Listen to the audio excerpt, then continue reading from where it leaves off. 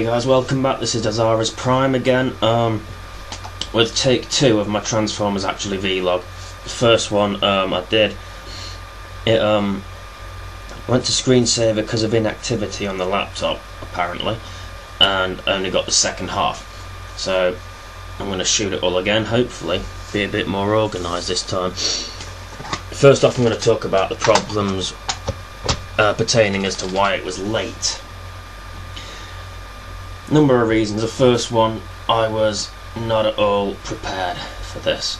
The episode came in about 30 plus minutes long, and I knew it was going to be a long episode, but silly old naive Mikey here thought it was just going to be the equivalent of filming an extra long episode, not taking into account that I'd need other props like Christmas decorations, I'd need Christmas trees, I'd need snow effects, I'd need Christmas music for the background, different sets. I needed a stable, which just ended up being a box.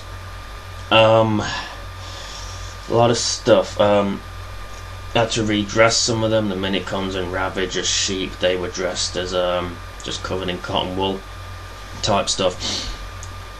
Unfortunately, I didn't realise how unprepared I was until December. This was due to go out on Christmas Eve or Boxing Day, and it just I was just completely unprepared for this. I just realised it was a lot more than just filming an extra long episode. And so the delays started, and I was getting filming, and I just got a good bunch of it filmed, and I took ill. There was like my tonsils, I had little blisters on them and stuff, and I couldn't even do my own voice, let alone the voices of Optimus Prime, Megatron, or anyone like that. So that got put on hold, and it got to a point where I was just, lost motivation through illness and stuff. I had a couple more personal issues. I'm not going to go into it. But needless to say, it didn't get put up till about April, May time, and that is why it's late. As I'm doing this video log, we're only 6 days away from the Season 2 premiere, and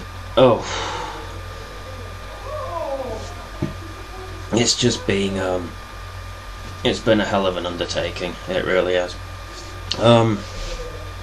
Especially for a one-man job, because that's what it was, a one-man job. I did all the filming myself, all the prep work myself, I wrote the thing myself, edited it myself, voice overlay and stuff like that. I did it all, put it all together. Obviously tfcog.net and the people that supplied the music, like, I use music and stuff. I didn't write the songs, I didn't do the sound effects, but in general it was a one-man job. So let's get on to another thing. I'll just quickly say why the title came from. Inspired by Love Actually, the British film from a few Christmases ago. I actually like that film, it's pretty good. That had like separate stories that intertwined and came together at the end, and they was all connected yet all standalone. I wanted to do something similar for this, hence the name Transformers. Actually, I had 5 different stories. We got Megatron, Grimlock, Optimus Prime, Blackout, Starscream, Thundercracker, and I just wanted to give them all separate stories that had come together at certain points and all be really sorted out as one in the end. So it's the name and the concept are similar, but there's differences. There's no love, so to speak, in this. Did feature the debuts of certain characters. I used the Revenge of the Fallen Ironhide as opposed to the 07 Ironhide, because he shows up just a little bit better on film.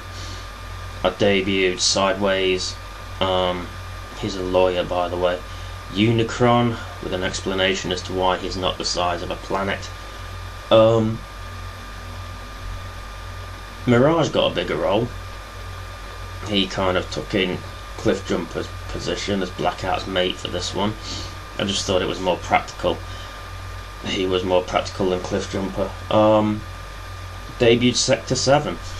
Simmons and Agent Parrot. I'll tell you why I call him Agent Parrot. He tends to repeat everything. If you watch the first Transformers film and Sam's handcuffing Simmons and that to the lamppost, Simmons is like, "What you're doing is such a felony," and the guy behind him just, "Such a felony. You're gonna get in trouble for this. You're gonna get in trouble." And I just called him Agent Parrot and stuck with it. Also debuted Batman. I was going to use just making sure my laptop stays on. I was going to actually use Santa Claus to meet with Optimus Prime at the North Pole, Earth's North Pole. But I don't know, I was probably drunk or on a caffeine rush or something. I decided, fuck it, I'm going to stick Batman in. So I used Batman. Batman was actually played by my little microaggression, Mr. Kennedy, or Anderson. He is the WWE one. So I covered Mr. Kennedy Anderson in plasticine, made a bat suit, and he was Batman. I think that's about it for new debuts and new appearances. Few made appearances that didn't speak, like Breakaway. I think I put Armada Blur in the crowd somewhere. But yeah, just to explain a little bit about the stories. There was originally 7 stories, but I only ran with 5 because a couple were impractical and didn't seem like they'd work. The first one, the proper one, was we're introduced to was probably Megatron with his DK syndrome, David K syndrome. Basically, I want to do a Megatron, an episode where Megatron spoke in his classic Beast Wars David K voice with all the years and all that stuff. Thought this would be a good time to do it. I wrote this story around about the same time as I wrote Series 1, which was back in 2007. So I gave Megatron the DK syndrome and a couple of references to other Megatrons. Ratchet's whole, there is quite a frequent occurrence within the Megatron ancestry. Basically alluding to Beast Megatron and Armada Megatron and that. And halfway through him singing away in a manger, his voice returns to normal. Whether he actually took the medicine or just ate the paper, I don't know. The second one, jeez, what was the next one? Well, I don't know which one was next, but the next one that comes to mind is Blackout. Trying to figure out what to buy. A Scorpion who was a baby 3 months ago and is now nearly a teenager. What do you get him for Christmas? So Mirage and Blackout look on the internet to go internet shopping, and Scorponok, Mirage Jr. at ball sport practice, and what do you get Scorpion? Sand. And quite obviously just like his dad, because he has porn as well. So that one was settled. Optimus Prime, talk a bit more about him.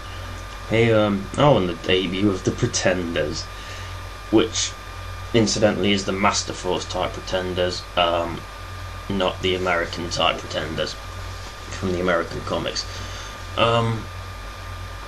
He had a couple of wrestling figures left over, Stone Cold Iron and Stone Cold The Rock, Undertaker, full size ones. I wanted to use them, so I thought I'd use them as Pretenders. Ironhide's Pretender disguises The Rock, and Optimus Prime's is Stone Cold because all I have is the Ministry or American Badass Undertaker. I just thought it was something new to add to him, and the whole vocal mimicry where I talks like the Rock. I didn't pull that off very good. Not exactly overly pleased with my Rock impression, so from now on, any pretenders, they will speak in their own voices, but you know, the people will hear them. We won't hear them as them, but the vocal mimicry will still be in place, if you know what I'm saying. Yeah, I wanted to put them in. So he goes to the North Pole, looks for Santa, finds Batman. Batman explains that Robin was just flying around in the Batwing at Christmas Eve, while Batman hid in the Fortress of Solitude. You know, it doesn't really make sense, but none of my stuff does. It's weird and it's warped and it's what I do. There was a bit at the end where Optimus Prime says, I'm going to search every piece of paper and archive until I uncover the truth. There was going to be a scene where Optimus Prime and Ironhide were looking through a bunch of paperwork and stuff. It was going to be like an homage to Hot Fuzz. You know, maybe they were accidents. And it was going to end with Ironhide turning around and saying, maybe Batman's right. But I didn't see how it could work. I didn't see how you could get toys sifting through paper and stuff, and it was just too much at the time, and I didn't think it'd work. So I left that bit out. Starscream and Thundercracker. First of all, they really want to win the Icon Christmas Decorations Award, which incidentally they do, and then they end up trying to adopt Bolt Flash, which in the end they do. Just a little thing, you know, Starscream's out now, is in a serious relationship with Thundercracker. They've took it to the next level because they're now parents. Just, you know, wrapping up the whole season 1 arc that we're going with him. He was scared of what Megatron would say and everything, and no one really knows. No one's really bothered. Especially not even Megatron is bothered.